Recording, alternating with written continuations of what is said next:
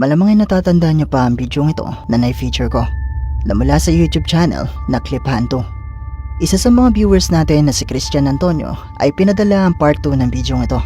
At dito ay matapos makita ng lalaki sa video ang aparisyon ng isang babae ay hindi pa pala ito umalis at muli itong pumalik sa classroom.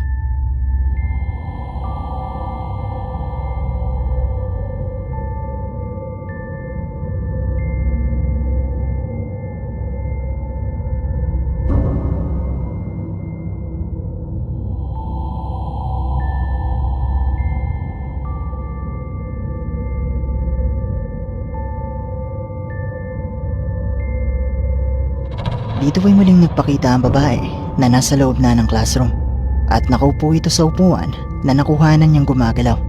Pero mukhang hindi ito nakikita ng lalaki noong mga oras na ito.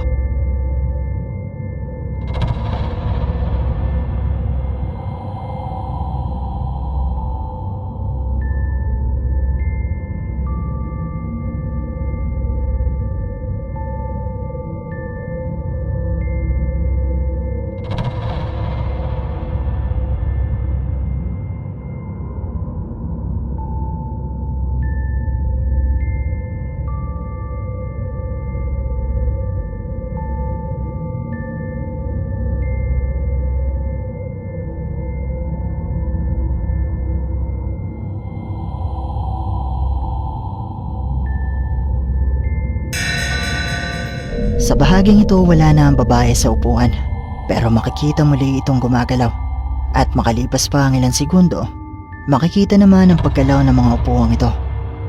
Pero nagulat ang lalaki nang makita niya ang maputlang binte ng babae.